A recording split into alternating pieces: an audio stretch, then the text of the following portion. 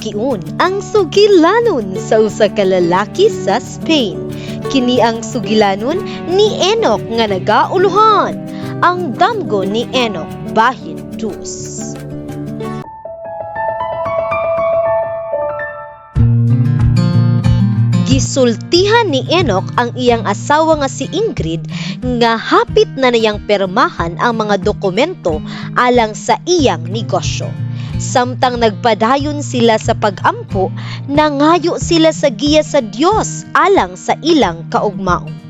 Si Ingrid nga dugay nang naglaom nga mahimong pastor si Enoch, nagampo sa kinasingkasi nga ipadayag unta sa Dios ang iyang kabubuton sa klaro nga paagi imbis nga magpabilin nga hilom. Pagkasunod buntag, samtang nagbuhat si Enoch sa iyang personal nga debosyon, gibasa niya ang istorya ni Abraham nga gitawag sa Dios sa pagbiya sa iyang yutang na tawhan. Gihandom niya nga unta makigsulti usab ang Dios kaniya sa ingon kadirekta. Wala madugay, nakadawat siya og wala damhang tawag sa telepono gikan sa presidente sa Sagunto Adventist College nga nagdapit kang Enoch og Ingrid nga moalagad sa eskwelahan, isip din sa mga lalaki og assistant din sa mga babay uban ang sweldo og puy-anan. Alang kang Enoch, kini nga imbitasyon mao ang tin-aw nga tubag sa Dios ug ang higayon nga dugay na niyang giampo aron makapadayon sa ministeryo isip pastor.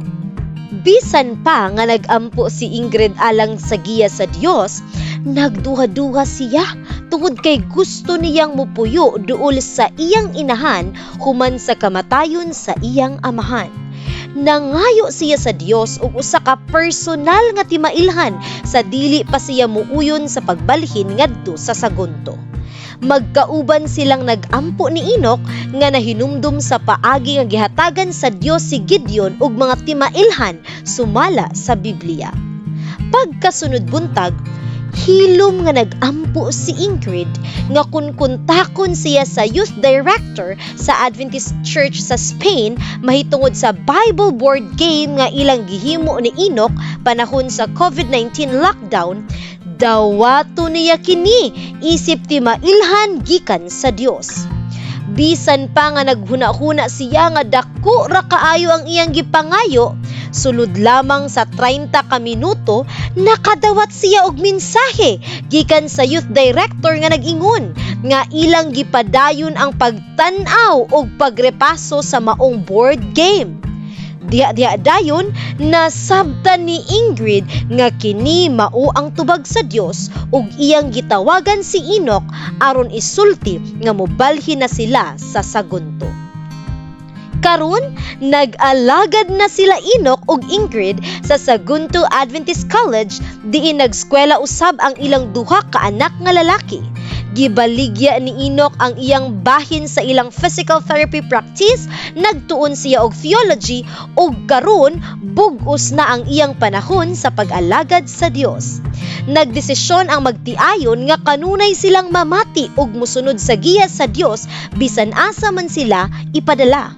Gipakita usab sa istorya nga ang nangaging 13th Sabbath offering nakatabang sa pagpalapad sa departamento sa theology sa kolehiyo ug sa pagtukod sa dormitoryo alang sa mga babay.